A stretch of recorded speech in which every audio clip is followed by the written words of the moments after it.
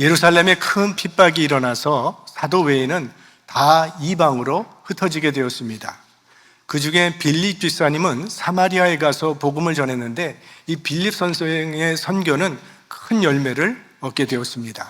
이 사마리아 성에 살고 있는 많은 사람들이 일심으로 빌립의 말을 쫓았다고 했습니다. 그런데 이 빌립이 오기 전까지 이 사마리아 성에는 시몬이라고 하는 마술사가 마술을 통해서 사람들을 미혹하고 있었습니다. 이 사람은 애굽에서 마술을 배워온 사람이라고 합니다. 당시 애굽은 마술의 본고장으로 유명했습니다. 우리 성경에 보면 모세가 바로 앞에서 지팡이를 던졌더니 그 지팡이가 뱀으로 변했는데 애굽의 마술사들도 지팡이를 던져서 뱀으로 변하게 했다고 성경에 나와 있습니다. 물론 이 모세의 지팡이가 뱀으로 변한 건 하나님의 능력이었고 이 애굽의 마술사들이 한 건 눈을 속이는 마술이었습니다. 당시 애굽에는 이 뱀에게 체면을 걸어서 지팡이처럼 빳빳하게 하는 그런 마술이 있었다고 합니다. 근데 그거를 땅바닥에 던지면 다시 체면이 풀리면서 움직이는 그런 마술이었다고 하죠. 여러분 매직쇼를 보신 적 있으십니까? 네. 놀랍지 않습니까? 갑자기 코끼리가 여기 있었는데 순식간에 없어지고 사람을 톱으로 반으로 써는데 발은 발대로 움직이고 손은 손대로 움직이고 머리는 머리대로 움직이는, 물론 이거 속임수라는 거 알지만 이거 속임수라는 거 알면서 정신 바짝 차리고 봐도 모르겠습니다. 이게 속임수기는 한데 너무나 잘 속이니까 너무나 신기한 거죠. 그래서 돈 내고 매지쇼 보러 가는 거 아니겠습니까? 첨단 과학 문명에 사는 우리들도 그러니 2000년 전에는 어땠겠습니까? 이 시몬의 매직을 본 사람들은 다 놀랐습니다. 그리고 시몬은 자칭 큰 자라고 자랑하면서 사람들을 현혹했다는 것입니다. 이단의 특징은 자기를 우러러보게 만들고 숭배하게 만드는 거죠. 역사가 저스틴에 의하면 사마리아 성 사람들이 이 시몬을 신처럼 숭배했다고 합니다. 자, 이처럼 영적으로 혼탁한 땅에 빌립 선생님이 하나님의 나라와 예수 그리스도의 복음을 전했더니 많은 사람들이 복음을 믿고 세례를 받았다는 겁니다. 12절 말씀입니다. 빌립이 하나님 나라와 및 예수 그리스도의 이름에 관하여 전도함을 저희가 믿고 남녀가 다 세례를 받으니, 여기 주목하셔야 할 것은 빌립 집사님은 시몬이 바울로 사람을 놀라게 하든 안 하든 거기엔 신경 쓰지 않았고 오직 하나님의 나라와 예수 그리스도의 복음을 증거했다는 사실입니다. 여러분, 기적을 경험한다고 구원받는 거 아닙니다. 예수 그리스도를 믿어야 구원받습니다. 표적이 우리를 구원하는 것이 아니라 십자가의 복음이 우리를 구원하는 능력입니다. 그러니까 능력이나 표적이 나타나지 않아도 복음을 믿으면 구원받습니다. 그래서 빌립은 복음을 전한 것입니다. 물론 빌립도 많은 표적과 능력을 행했죠. 그것은 빌립이 전하는 이 복음의 말씀을 믿도록 하기 위한 것이었습니다. 자, 예루살렘 선교는 사도 중심의 선교였지만 이제 유대와 사마리아 선교의 주체는요, 흩어진 평신도들이었습니다. 그런데 언젠가부터 이 말씀은 목사들만 전하는 것처럼 되어버렸습니다. 마틴 루터는 이렇게 말을 했어요. 회중들이 모여서 예배를 드릴 때 거기에 안수받은 목사가 있다면 안수받은 목사가 설교를 해야 한다. 그러나 거기 모인 회중 가운데 안수받은 목사가 없다면 회중 가운데 누구든지 말씀을 나눌 수 있는 사람이 말씀을 나누어야 한다. 루터는 말씀이 없으면 예배가 아니라고 했습니다. 그러니까 질서도 지키면서 예배가 드려져야 되는 것도 강조한 그런 말씀이죠. 목사가 있으면 목사가 설교를 하지만 목사가 없을 때는 성도 중에서 말씀을 전해야 한다는 거예요. 지금도 시골 같은 데 가면 목사님이 없는 교회도 얼마든지 있습니다. 거기는 장로님이나 집사님 같은 분이 설교를 하는 거죠. 그런데도 일반적으로 우리 성도들은 내가 말씀을 나누는 사람이 되어야 한다는 생각을 거의 하지 않고 있는 그런 현실입니다. 제가 강단을 비울 때는 우리 교회도 장로님이 한번 설교를 하도록 그렇게 하는 방법도 있을 것 같아요. 베드로 사도가 성도의 사명에 대해서 권고를 합니다. 너희 마음에 그리스도를 주로 삼아 거룩하게 하고 너희 속에 있는 소망에 관한 이유를 묻는 자에게는 대답할 것을 항상 예비하되 온유와 두려움으로 하고, 그러니까 꼭 설교하기 위해서라기보다는 누구든지 만나면 말씀을 나눠줄 준비를 하고 살아야 한다는 것이죠. 그러니까 우리는 언제 어디서든 예수 그리스도의 복음은 이것입니다 라고 말할 준비가 돼 있어야 한다는 것입니다. 아직 그것에 대해서 자신이 없는 분들은 우리 교회에서 하는 그 전도학교에 가시면 거기서 잘 배우실 수가 있을 것입니다. 흥미로운 것은요, 이 마술사 시몬도 빌립을 따랐다는 사실입니다. 13절 말씀, 시몬도 믿고 세례를 받은 후에 전심으로 빌립을 따라다니며 그 나타나는 표적과 큰 능력을 보고 놀라니라. 왜 시몬이 빌립을 따랐을까요? 빌립이 행하는 능력을 보니까 그게 진짜라는 것을 알았기 때문이죠. 다른 사람들은 시몬의 마술에 놀랐지만 시몬 자신은 그게 속임수라는 것을 잘 알고 있습니다. 다른 사람들은 진짜일 줄 알고 시몬을 신처럼 따랐지만 자신은 그게 가짜라는 걸 잘 알았던 거죠. 그런데 빌립을 보니까 빌립이 행하는 것은 이건 진짜입니다. 이거는 신적 능력이에요. 걷지 못하던 사람이 걷게 되고 보지 못하던 사람이 보게 되고 귀신이 쫓겨나가는 걸 봅니다. 그래서 시몬도 믿고 세례받고 빌립을 따랐던 겁니다. 자, 이렇게 사마리아 사람들이 하나님의 말씀을 받았다는 소식을 들었을 때 예루살렘에 있던 사도들은 아마 예수 그리스도의 말씀이 떠올랐을 것입니다. 오직 성령이 너희에게 임하시면 너희가 권능을 받고 예루살렘과 온 유대와 사마리아와 땅끝까지 이르러 내 증인이 되리라. 이 말씀이 떠올랐을 겁니다. 그동안 사도들은 이 예루살렘 교회의 핍박으로 인해서 마음이 많이 침체되어 있었고 사기도 많이 저하 있던 상태에서 이 사마리아 사건에서 새로운 광명의 빛을 발견하게 되었습니다. 그래서 즉시 지체하지 않고 베드로와 요한을 사마리아로 파송을 했습니다. 이 두 사도들이 사마리아에 가서 한 일은 이 사마리아 사람들이 성령 받는 일에 도움을 주는 것이었습니다. 자, 우리 15절에서 17절까지의 말씀을 같이 보도록 하겠습니다. 그들이 내려가서 저희를 위하여 성령 받기를 기도하니 이는 아직 한 사람에게도 성령 내리신 일이 없고 오직 주 예수의 이름으로 세례만 받을 뿐이로라. 이에 두 사도가 저희에게 안수함에 성령을 받는지라. 자, 이 부분은 많은 신학적 토론이 있어온 매우 어려운 말씀입니다. 예수도 믿고 세례도 받았는데 아직 성령을 받지 못했다고 말하고 있어요. 그럼 자연히 질문이 생기게 되죠. 성령의 도움이 없이도 회개할 수 있는 것인가? 성령의 역사 없이도 예수 믿는 사람이 될 수 있는 것인가? 왜 빌립의 전도로 복음을 받아들인 사람들은 성령을 받지 못했으며 베드로와 요한 사도가 와서 그들의 기도와 안수를 받은 후에야 성령이 임하게 되었는가? 예수 믿는 것만으로는 좀 부족하고 그 후에 성령 세례를 받아야 하는 것인가? 요약하면 이런 질문이 됩니다. 그리스도인이 되는 과정은 2단계인가 아니면 1단계인가? 이런 질문이에요. 2단계라고 말하는 사람들은 먼저 회개하고 중생의 사건이 있고 그 후에 성령의 세례를 받아야 한다고 말을 합니다.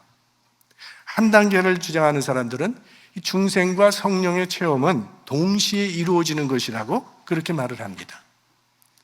우리가 성경을 공부하다 보면 오늘처럼 해석하기 어려운 말씀들이 있습니다. 신학자들도 해석이 각각 다른 그런 구절들이 있어요. 그럴 때는 너무 한쪽으로 치우치지 않는 것이 좋습니다. 성경에는 한치의 양보도 해서는 안 될 절대적인 교리가 있는가 하면 어떤 부분은 해석이 다양한 말씀도 얼마든지 있습니다. 그러니까 그런 부분은 해석의 다양성을 인정할 필요가 있어요. 우리 교단 같은 곳에서는 여성 안수를 찬성합니다. 그러나 어떤 교단에서는 또 다른 교단에서는 여성 안수를 찬성하지 않습니다. 반대합니다. 이 해석은 각 사람의 영성과 체험에 따라서 달라질 수가 있습니다. 동일이라 할지라도 연륜에 따라서 얼마든지 변할 수 있습니다. 자, 이 산타클로스라고 하는 그 이야기를 우리가 어린 시절에 들었을 때 이해하는 것과 어른이 된 후에 들었을 때 이해하는 것은 다르죠. 어릴 때 산타클로스의 이야기는 우리는 사실적으로 이해를 합니다. 그러나 다 큰 다음에 산타클로스의 이야기를 사실적으로 이해하지는 않습니다. 그것은 좀 교훈적으로 이해를 하죠. 성경은 절대적인 하나님의 말씀입니다. 하지만 인간의 해석은 해석이므로 상대적일 수밖에 없습니다. 어떻게 우리가 성경을 다 이해할 수 있겠습니까? 이해하는 데까지 이해하는 것입니다. 목사라고 성경 다 아는 거 아닙니다. 다 이해하고 해석하는 게 아니라는 거예요. 또 그 해석을 듣는 사람들도 이 사람은 이렇게 듣고 이해하고 저 사람은 저렇게 들으면서 이해를 합니다. 저는 분명히 그런 의미로 설교를 하지 않았는데 듣는 사람이 더 잘 해석을 해서 스스로 은혜 받는 사람들도 꽤 많다는 것입니다. 자, 해석은 절대적인 것이 아니라는 것을 염두에 두시고 오늘 본문에 대한 두 가지 해석을 소개하려고 합니다. 하나는 두 단계의 설입니다. 오늘 본문처럼 그리스도인이 되는 과정을 두 단계로 보는 교단이 있습니다. 대표적으로 오순절 교단인데요. 그들에게 첫 단계는 회개와 중생입니다. 그리고 두 번째 단계는 지도자의 안수를 통한 성령 세례를 주장합니다. 그러니까 예수 믿는 것과 성령 세례를 두 개의 구별된 사건으로 보는 거죠. 하지만 이 해석은 성경의 다른 부분과 상충되는 문제가 있다는 겁니다. 사도행전 2장 38절 같이 봅니다. 베드로가 가로되 너희가 회개하여 각각 예수 그리스도의 이름으로 세례를 받고 죄 사함을 얻으라. 그리하면 성령을 선물로 받으리니. 자, 사도 베드로는 성령은 회개하고 예수를 구주로 믿는 모든 사람에게 주시는 하나님의 선물이라고 말을 합니다. 이 말씀에 의하면 회개와 제사함 그리고 성령의 역사는 시간의 차이가 없습니다. 바울 선생님도 같은 입장입니다. 고린도전서 12장 3절 같이 봅니다. 성령으로 아니하고는 누구든지 예수를 주시라 할 수 없느니라. 그러니까 예수를 주라고 고백하게 하는 분이 성령이라는 거예요. 그러므로 예수를 구주로 고백하고 있다면 성령 받은 사람입니다. 중생과 성령의 역사는 동일한 사건이라는 그런 말씀이에요. 우리가 기억해야 할 것은 성경의 가장 권위 있는 해석자는 우리의 경험도 아니고 신학자의 해석도 아니라 성경이라는 사실입니다. 성경은 성경으로 해석하는 것입니다. 성경은 회개하고 예수를 구주로 믿으면 모든 죄가 사함받고 성령을 선물로 받는다고 가르쳐주고 있습니다. 그럼에도 불구하고 본문의 사마리아인들의 경험은 분명히 두 단계로 나타나 있음을 부인할 수 없습니다. 그러므로 이런 일이 또 다시 일어날 수 있다는 가능성을 부인할 수도 없습니다. 이런 것은 성령님의 주권에 속한 것이기 때문에 우리 인간의 생각으로는 제한할 수 없는 일입니다. 하지만 이런 사마리아인이 경험한 경우는 일반적인 현상은 아니라는 거예요. 그 다음에 두 번째로 한 단계 설입니다. 회개하고 예수를 구주로 믿는 순간 성령을 선물로 받는다는 겁니다. 왜냐하면 회개하고 예수님을 믿는 것 그 자체가 성령께서 그 사람 속에서 역사하고 계시기 때문에 가능한 것이기 때문입니다. 지금 이 자리에서 예배드리고 계신 여러분은 예수님을 여러분의 주님으로 믿으시죠? 그것이 성령이 이미 여러분 속에서 일하고 계시다는 증거입니다. 내 안에 성령이 계시다는 걸 알든지 모르든지 그걸 느끼든지 못 느끼든지 성령님은 우리 안에서 역사하고 계신 것입니다. 난 잘 모르겠는데 라고 말하는 것은 우리 인간의 입장이고 하나님의 편에서는 우리가 알든 모르든 우리 속에서 일하고 계신다는 것입니다. 그래서 우리가 예수를 구주로 고백하고 믿게 된 것이죠. 오늘 여러분이 이 자리에 오게 된 것도 성령께서 여러분이 이 자리에 올 수 있도록 이끌어 주셨기 때문입니다. 그러니까 성령님은 내가 알든 모르든 모든 순간에 일하고 계시다는 것을 우리는 기억할 필요가 있습니다. 자, 이것이 우리를 포함한 여러 교단들이 믿고 이해하고 있는 성령론입니다. 이런 한 단계 성령론의 관점에서 오늘 본문을 해석하는 두 가지 방법이 있습니다. 하나는 사마리아 사람들이 예수를 믿은 것처럼 보이지만 사실은 믿는 모양뿐이었다라고 해석하는 것입니다. 자, 사마리아 사람들이 빌립이 행하는 표적과 능력에 매료되어 빌립을 따랐다는 거죠. 시몬이 그 대표적인 예가 되는 겁니다. 시몬이 보니까 빌립이 행하는 능력은 이건 신적 능력이에요. 마술의 대선배가 오셨구나. 이 대가로부터 내가 한 수 좀 배워야 되겠다. 그런 마음으로 열심히 따랐다는 거죠. 반드시 배워야 되겠다는 마음을 먹었으니 이런 사람이 세례를 받겠습니까? 안 받겠습니까? 받으라고 하면 받죠. 그래야 배울 수 있으니까. 그러나 이것은 진짜 믿음이 아니죠. 이제 마지막에 보시면 이 시몬의 믿음이 어떤 믿음인지 더 잘 나타나게 됩니다. 근데 사마리아 사람들도 마찬가지입니다. 그들은 본래 시몬을 따랐던 사람이에요. 하나님처럼 믿고. 그런데 보니까 시몬이 빌립을 따라요. 그러니까 시몬을 따르던 사람들도 빌립을 따랐을 것입니다. 시몬의 마술에 놀라서 그를 따르던 사람들이 이제는 빌립의 능력에 놀라서 그를 따르는 거예요.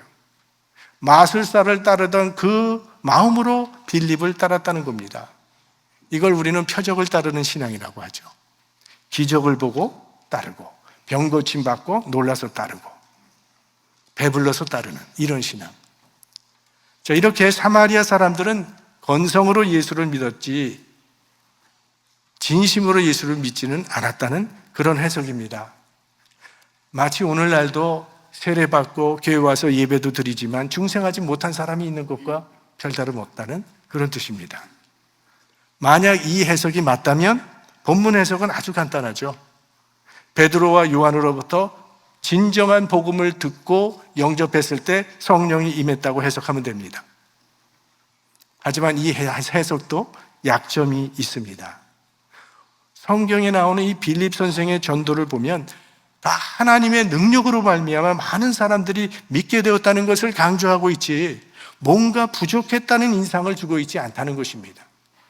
그래서 이것보다 더 좋은 해석은 이 사건을 교회의 하나됨을 위한 하나님의 섭리로 이해하는 것입니다. 사마리아의 복음이 전파된다는 것은 유대인들로서는 사도들조차도 상상도 하지 못했던 그런 일입니다. 당시 사마리아인과 유대인 사이에는 건널 수 없는 장벽이 있었습니다.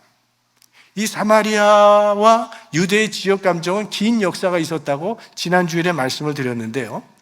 그 감정이 종교에까지 미치게 되어서 사마리아 사람들은 그리심산에서 예배를 드렸습니다. 하나님께. 그리고 유대인들은 예루살렘에서 하나님께 예배를 드렸습니다. 그래서 예수님께서 우물가에서 만난 사마리아 여인과 대화를 할 때 그 여인이 예수님께 이런 질문을 하지 않습니까? 우리 조상들은 이 산에서 예배하였는데 당신들의 말은 예배할 것이 예루살렘에 있다 하더이다. 지금 이 여인이 말하는 산은 그리심산을 말하는 것입니다. 그러니까 사마리아 사람들은 그리심산에서 예배를 했고 유대인들은 예루살렘에서 이렇게 각각 두 군데서 따로따로 예배를 드렸다는 거예요. 그렇기 때문에 잘못하면 그리스도인들조차도 두 개의 교회로 갈라져서 서로 대립할 염려가 있었다는 것입니다. 그래서 하나님께서 오늘과 같은 아주 특수한 상황을 만들어서 베드로와 요한을 사마리아로 오도록 하심으로 예루살렘의 사도로 하여금 사마리아 그리스도인들도 인정하게 하였고 공적으로 인정하게 했고 또 사마리아 그리스도인들도 예루살렘의 사도들의 권위를 공적으로 인정하게 하셨다는 겁니다. 예루살렘 교회와 사마리아 교회를 하나 되게 하시려는 하나님의 섭리였다는 거죠. 교회의 일치를 위해서 하나님께서 이런 특별한 방법을 택하셨던 겁니다. 자, 이걸 정리해 보겠습니다. 성경은요, 회개와 성령의 역사를 동일시합니다. 시간의 차이를 주지 않습니다. 하지만 오늘 본문은 예수 믿을 시간과 성령의 임재가 시간적으로 차이가 있습니다. 자, 이런 경우에 우리가 취할 수 있는 바람직한 입장은 오늘 이 현상은 예외적인 현상이었다고 보는 것입니다. 이런 현상을 성령론의 표준으로 봐서는 안 된다는 것이죠. 자, 마지막으로 이제 시몬의 성령 매입 이야기가 나옵니다. 베드로 사도와 요한 사도가 안수를 하니까 성령이 임하는 광경을 목격한 이 시몬이 이제 본색이 드러납니다. 돈 뭉치 들고 와서 그 능력 나도 좀 사자고 거래를 합니다. 19절 가로되 이 권능을 내게도 주어 누구든지 내가 안수하는 사람은 성령을 받게 하여 주소서 하니, 내가 안수만 하면 방언이 터지고 막 기적이 일어나는 그런 능력 내게 파십시오. 시몬은 돈으로 성령을 사려고 했어요. 그래서 이 성직을 매매하는 것을 그의 이름을 그대로 따서 사이몬이라고 합니다. 중세에 이런 일이 많았다고 하죠. 그는 성령을 받으려는 목적도 잘못됐어요. 그는 능력으로 사람의 이목을 즐기고 싶었고 자신을 높이면서 한몫 챙기겠다는 이 옛 모습을 버리지 못했다는 거예요. 은사 받은 사람에게 안수기도 받으려고 돈을 내는 경우도 있다고 합니다. 아예 안수기도 한 번에 얼마라고 정해져 있는 것도 있대요. 성령을 상품화하고 수단화하는 것, 일종의 사이몬이죠. 제가 예전에 중국에 있는 한인교회에 갔다가 거기 목사님께서 여기 베이징까지 오셨는데 여기 아주 유명한 시장이 있으니까 그거 꼭 구경하러 가라고, 그래서 저를 구경을 시켜줬어요. 시장에 가보니까 세계적인 그 명품들은 다 있었어요. 구찌, 샤넬, 롤렉스 다 있는 겁니다. 근데 너무 좋은 게 굉장히 싸요. 다 20불 미만이면 되는 거예요. 그래서 저도 하나 샀어요. 근데 오래 가지 못하더라고요. 그 목사님이 저한테, 목사님, 중국을 왜 차이나라고 하는지 아십니까? 뭔가 차이가 나기 때문에 차이납니다 라는 그런 얘기를 했어요. 성경에 보면 어떤 사람들이 예수님께 찾아와서 주여, 주의 이름으로 선지자 노릇하고 능력을 행하고 귀신을 쫓아냈습니다 했을 때 예수님께서 하신 말씀은 불법을 행하는 자들아 내게서 떠나라, 나는 너희를 알지 못한다고 그렇게 말씀하셨어요. 이게 무슨 얘기입니까? 너희들은 가짜라는 거예요. 그러면서 그의 열매로 그를 알리라 말씀하셨어요. 은사보다 더 중요한 것은 성령의 열매라는 거예요. 성령을 명예와 이익의 도구로 사용하는 가짜를 조심해야 한다는 그런 말씀입니다. 이제 베드로 사도가 시몬을 저주하며 책망을 합니다. 21절 말씀, 하나님 앞에서 내 마음이 바르지 못하니 이 도에는 네가 관계도 없고 분깃될 것도 없느니라. 시몬이 이런 책망과 저주를 받은 것은요, 결정적으로 그의 마음이 바르지 못했기 때문이에요. 오늘 우리가 이렇게 교회에 나와서 예배를 드리고 있습니다. 찬양도 했고 기도도 드리고 설교 말씀도 듣고 있고 헌금도 하고 교제도 하고 봉사도 하고 그 이외에도 우리가 여러 가지 일을 하고 있습니다. 그런데 그런 일이 하나님이 기뻐 받으시는 일이 될 수도 있고 그렇지 않을 수도 있다는 것인데, 그 분기점이 뭔가 하면 우리 마음이라는 거예요. 마음이 바르지 않으면 예배드리는 거룩한 일조차도 저주가 될 수도 있습니다. 가인이 대표적인 인물이죠. 가인도 하나님께 제사를 드렸고 아벨도 하나님께 제사를 드렸는데, 아벨의 제사는 하나님께서 받으셨지만 가인의 제사는 하나님이 받으지 않으셨습니다. 가인의 제사와 아벨의 제사를 갈라놓는 분기점이 무엇이었습니까? 마음입니다. 아벨은 하나님이 받으실 만한 마음을 가진 사람이었고 가인은 그렇지 못한 사람이었죠. 그래서 결국 그는 자기의 동생을 죽이는 살인자가 되었습니다. 바리새인들이 예수님으로부터 그렇게 책망을 들은 것은요, 그들이 종교적이지 않고 예배를 드리지 않았기 때문이 아닙니다. 그들은 누구보다도 안식일을 철저히 지켰고 예배도 철저히 드렸던 사람들이었어요. 그런데도 예수님께서 바리새인들을 향하여 화 있을진저라고 저주하셨던 이유가 무엇일까요? 하나님 보시기에 그들의 마음이 바르지 않았기 때문이죠. 마음이 가짜였다는 거예요. 우리는 늘 마음을 정결케 해야 합니다. 만일 우리의 마음이 정결하지 않으면 우리 몸이 비록 성전에 와 있다 할지라도 하나님은 우리의 예배를 받지 않으실 것입니다. 계속 성경이 그걸 말하고 있지 않습니까? 너희들 왜 쓸데없는 재물을 내게 가지고 오느냐? 마음속에는 더러운 악독이 가득한데 성전을 찾아와서 그런 헛된 재물만 드리고 있으니 성전 뜰만 밟을 뿐이라고 하시면서 집어치우라고 말씀하신 거 아닙니까? 진짜 신앙과 가짜 신앙은 마음에서 갈라지는 것입니다. 하나님은 사람의 중심을 보시기 때문입니다. 만물보다 거짓되고 심히 부패한 것이 마음이라고 했어요. 그런 우리의 마음을 정결케 하시는 분이 성령님이십니다. 우리가 늘 성령님과 동행하면서 성령님의 인도하심을 따라 살아갈 때 하나님이 기뻐 받으시는 신령과 진정의 예배자가 될 줄로 믿습니다.